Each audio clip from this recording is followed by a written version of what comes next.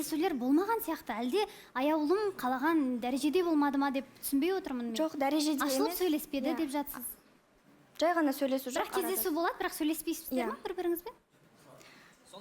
Аблайхан? Сонда ғана кездесеміз, осылай отырамын отырып, 2 сағат отырып кетіп қаламыз. Тыңдай алмайды да, адам жан дүниесіне кіре алмайды. Жай ғана, только өзін ғана ойлайды, өзінікі, өзінің уақыты, өзінің жұмысы, өзінің тірлігі. Жәндерің кіріп отыр сендердің ше. Мен маған бір кішкене бір дұрыс емес нәрсе айтып қалса бір риза болып шапалақ ұрып. Айдана ерекше қуанып отырған сияқты, күлкісін жей алмай отыр, негізі таныс сөздер сияқты болып көрініп тұр маған. Айдана? Жоқ, Балауса ханым рас айтып отыр енді аяулым. Шынымен 100% келісемін. Мен ойлап отырған ғой, бір Абылайды түсінетін жан кездесті-ау деп өте қатты ішімнен қуанып отыр едім. Үмітім енді тағы да үзілді. Қуанышым су сепкендей басылды. Абылай бұл қызды да түсіне алмапты. Енді аяулым сізді қыз ретінде өте жақсы түсінемін. Абылай өзі сондай жігіт. Өзін ғана ойлайды, өзінің бір басқаша уақыты бар, біздің уақытпен жүрмейді бұл. Бір 3-4 сағат кешеге салатыны бар, арасында басқа жұмыстарға кіріп кететіні бар, сондай бір адамның жанын түсінбейтіні бар енді. Сіздің айтып отқаныңызбен толықтай келісем, бірақ ол Абылайға өзі бәрі нормальный болып көрінеді, как будто сіз бір дұрыс емес нәрсе айтып отқан сияқты. Абылай ғана дұрыс, қалғанның бәрі дұрыс емес болып көрінеді. Нұрдәулет? Енді Балауса ханым жаңа жарнамаға кеткенге дейін айтып кетті ғой, мен Ақеркенің қолынан да ұстамағам, бетінен де ұстамағам деген сияқты. Ақерке саған ұстатпайтын еді негізі. Ол кезде Ақеркенің өйткені жүрегі бос болған жоқ, Нұржан деп соғып тұрды да. Енді бұрында мен осы жерге үміткеріммен таныстық кезінде, осы видео болған кезде бір сүйіп амандасқан бір кадрлар оқып қалғанда, сол кезде жәні киіп шырылдап шыққан Абылайдың бірі болған. Сол кезде қыздың өзімен де, қыздың анасымен де қырылған Абылайдың өзі болған. Енді мына жерде менің видеомнан да артық бір андай ерсіз қылықтар жасағансына негізі Абылай неқташы. Екеуі енді айтып жатыр ғой, бір-ақ рет кездесу болды деп, бірақ кездесуге ұқсамайды. Бір кездесуде адамдар үйтіп құшақтаспайды негізінде ше. Екеуің кездесусіңдер, просто қыз қазір өзінің намысын ойлап, просто біз сөйлеспей кеттік деп әңгімені бұрмалап тақырыпты сөйтіп айналдырып жатыр деп ойлап тұрмын. Жоқ, олай емес, мен намысымды ойлап емес. Бұзауға туған күн, сиырға туған күн бұзауға да туады дейді ғой. Абылай негізінде үйтіп айтудың қажеті жоқ еді сол кезде ше. Балауса ханым, Абылай сөйлейсіз бе? Мен қайта барынша ашылуға тырыстым.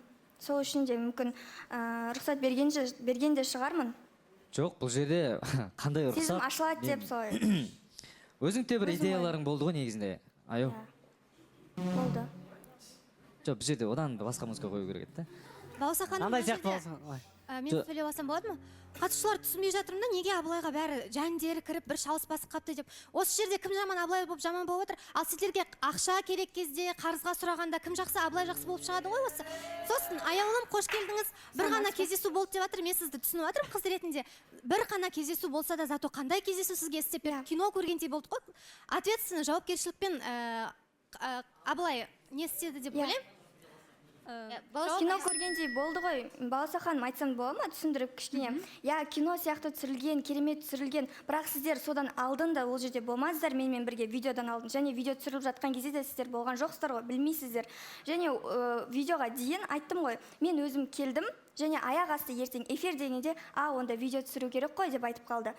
Бір видео жасайық күшті етіп, осы қатысушыларға, осы елге әдемі көрінейік та деген. Ой, ондай қоя ғой, ондай әңгіме болған жоқ. Маған тиіп кеткені сол, видео түсірдік, одан кейін қайттық, одан кейін іздейтін Абылай жоқ. Енді сіздерде точно бір кездесу болды ма, Абылай? Қазір, Балауса ханым, осы дәп аяудың сөзіне жауап бере салайыншы, өтініш. Сөзін аяқтасын, содан кейін жалғастырасыздар. Айтамын да, осы кім керек, ақша керек кезде, мысалы 10 мың теңге бар ма Абылай? Эфирден кейін естиміз ғой, беташарға да ақша таппай қалған моменттер болады. Оның арасында қыздар да, ұлдар ғана емес, қыздар да бар дегенім ғой. Сондай жақсылықтарын да ұмытпаса екен деймін да, Абылайдың. Бәрілерің жабылып кеттіңдер ғой, бір шалыс басып қалып еді. Балауса ханым? Балауса ханым? Жаңа кім? Абылай хан? Негізі адамдарынша мына жерде отырып кімнің қандай екенін жақсы бақылауға болады ше, көзім ашылып жатыр негізінде. Мен жалпы таспен атқан адамды аспен ататын адам, Балауса ханым. Қанша мен артынан әңгіме болса да, мен адам баласына негізінде қол ұшын беруге дайынмын. Оны осы жерде білетін жігіттер өздері мойындайды деп ойлаймын. Мына жерде жоқ деп отыр ғой, білетін жігіттер өздері сөйлеп бір кішкене қолдау көрсетті деп ойлаймын.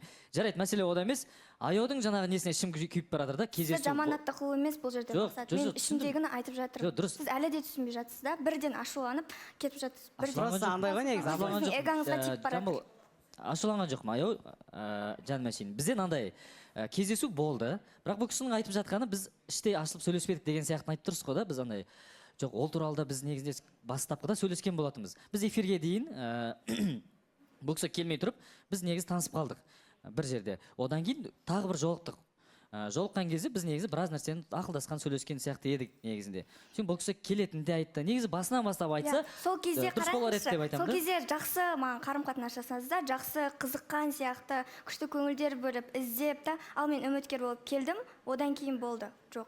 Енді дұрыс, Ол жақсы дүниелер жоқ. Менің тарапымнан мен көңілімді, мүлдем әңгімелерімді, сөзімді байқамайды да. Абылай Только өзін ғана ойлап кетті одан кейін. дұрыс түсінбей қалған шығар бұл кісі. Бірақ шынымен де рахмет, өзі айтып жатыр ғой, жаңа қанжылдалық кезінде көмектесті, қол ұшын берді. Мен киіз үй жасайтын кезде барайын ба, көмектесейін ба, жаныңызда әңгіме айтып отырамын дегендей қылды. Ол да мен ерсіз көрдім, жанымда балалар бар дегендей үйде. Сол үшін дұрыс па, мен келмей ақ қой дедім бұл кісіге. Бірақ қолөнерді болған кезде қолөнерге көмектесейін дедім. Одан кейін таныстыру кезінде де ол дүниелерді неғып айтпайсың мысалға мен тараптан. Жоқ, Бұл міндетшілік Сіздер бір-біріңізді түсінбей тұрған сияқтысыздар. Негізі Абылайхан сізден күмәнданып та тұрған жоқ. Немесе сіздің тарапыңыздан көмек болмай жатыр, қолдау болмай жатыр деп жатқан жоқ. Сіздің қолдауыңыз бар екен. Бірақ сіз Абылайхан жаңа ғана өзіңіз айттыңыз ғой. Айтсақ барлығын басынан бастап айтайық. Екеуміз кездесіп қалғаннан кейін тағы бір кездесу болды. Сол кезде мен сенің үміткер болып келетініңді білдім ғой дедіңіз. Одан кейін басынан бастап айтайық та, қысқасы басынан бастап. Ол басынан одан басы бар екен негізінде. Басы деп жүргеніміз басы емес екен. Өзін айтып берсе жаңағындай. Жоқ, сіз бастадыңыз ғой, сіз айтсаңызшы. Мен білетін нәрсемді айтайын, бұл кісінің айтқан нәрсесін. Енді бұл жаман көрсету мәселесін емес. Просто бұл кісі негізінде бұның алдында біз жолықпай тұрып үміткер болып келейін деген. Ол кісі қыздармен ақылдасқан екен, иә? Осы жерде сізді қарап жүрдім, бірақ мен бүйтіп келе салатын адам емеспін ғой, адамды танымай білмей. Басында көріп жүрдім сізді, қарап жүрдім деп солай айттым сізге. Және сенімді түрде келдім, бірақ сенім ақталмай жатқандай болып жатыр да. Абылайхан, сіздер бірді басы бұл емес, басынан бастаймын дейсіз де, бірақ енді онда тұрған не бар? Бұл қыз сізді зерттеген екен, келгісі келген екен, келді. Жоқ, бұл кісі осы жерде бір қатысушы қыздар бар, солармен өте жақсы таныс, әйтеуір маған айтуы бойынша таныс, сол қыздармен ақылдасқан екен сол үйде. Келем, келмеймін, қалай келем, қашан келем деген сияқты. Ақылдаспағаныз біраз сұрап қалдым дедім мен. Кімге барайын деген сияқты әңгімелер болған екен. Кімге барайын емес мен. Мақсат сонда мен қазір ойлап отырмын да енді. Бұл бұрмалап айтып жатқаннан кейін. Сіз мені уже басқаша көрсетіп жатырсыз. Дұрыс қой, енді қазір бір минут айтып алайыншы.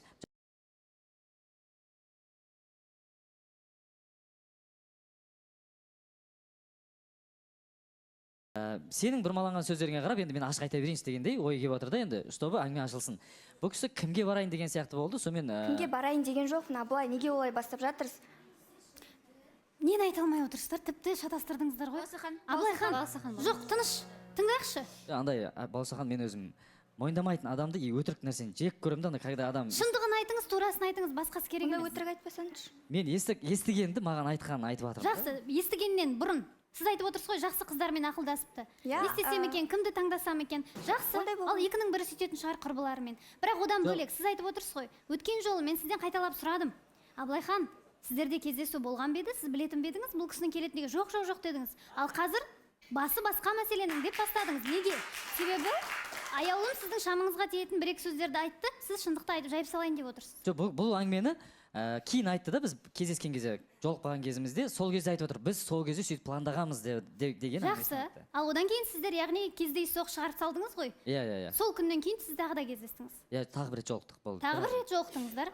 Ол кезде сіз сонда жобада отырып, сыртта кездесіп жүрсіздер?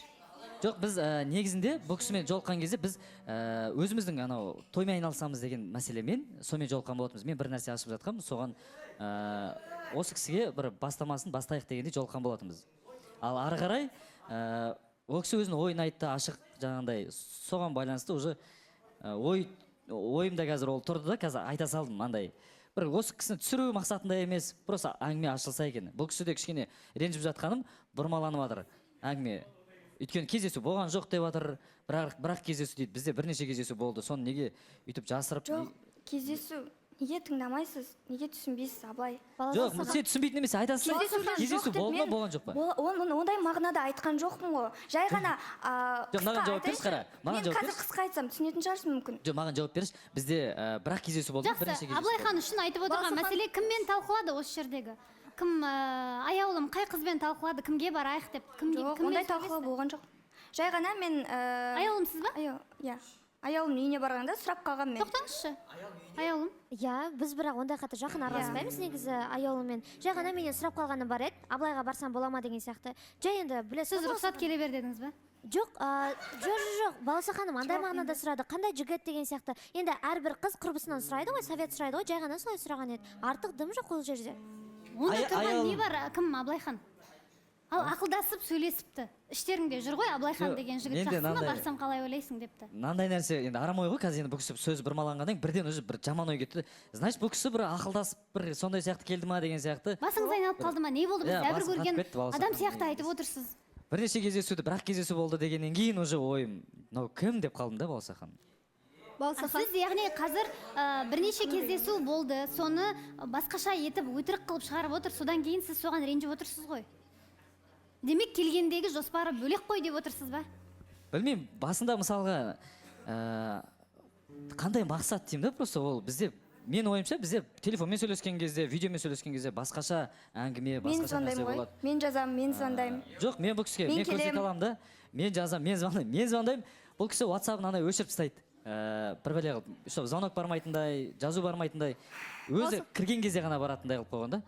Балауса ханым, менің ойымша бұл жақта енді аяулымның қазір реніші. Былай қарап тұрсаңыздар, Айданамен де Ақеркемен де таныстықта жүрген кезде Аблай кәдімгідей сыйлықтар берген болатын. Үлкен құшақ аю деген сияқты. Ал біз қазір аяулымға бір құшақ гүл бергенін көрген жоқпыз. Қыздың тарапынан жай ғана бір Аблайға деген сол сыйлық үшін реніш болып отырған сияқты. Жоқ, сыйлық үшін емес, жай ғана көңіл. Көңіл ғой енді сол. Сөйлескен кезде мен бұдан сыйлық та талап етпеген, бірдеңе алып, мен жаңа айттым ғой, бірдеңе дүние алып бер демедім, бір жаққа алып бар демедім, жай ғана көңіліңізді бөліңізші кішкене дедім. Менің сұрағым, менің қалауым сол. Балауса ханым, маған ондай дүниелер қажет емес. Мына жерде жаңа барлығы айтып жатыр ғой, аяулым айтып жатыр ғой, подарка деп. Негізі қыз ретінде мен аяулымды өте керемет түсініп отырмын. Себебі біздің кімге, Аблайға Айдана айтпақшы бір қыз шақ келмейтін сияқты да. Себебі біздің Аблайға қандай қыз керек, нерві темірден жасалған сондай жүйке жүйесі, сондай қыз керек деп ойлаймын да. Себебі біздің Аблай сау адамды жынды қылатын адамдардың қатарынан жатады да. Мына қыздың айтып жатқаны мені тыңдай алмайды деп жатыр сіздерге, жаңадан бері айтып жатыр, подарка деп жатқан жоқ. Себебі біз білетін Аблай эгоист, сол бұрынғы травмалармен қалып кеткен, детский позицияда қалып кеткен Аблайда. Сол үшін мен Аблайға айтамын, сен қарым-қатынасқа дайын емессің. Себебі сен сол кішкентай кезде қалып кеткен андай өзіңді отталкивать еткен, сол отношенияларыңды восстанавливать еткің келетін сияқты да. Сол үшін сен біреуге дәлел келтіргің келеді, біреуге бір нәрсе дәлелденген. Сол үшін саған айтатыным, алдында да айтып өттім, психологқа көрініп, бірінші емделіп, сол травмаларыңды жіберіп, сосын жаңа қарым-қатынасқа келсең деп айтамын. Айналайын деп. Сөзіңізді бөлейін, бізде дәл қазір жарнама уақыты болып қалды. Жарнамадан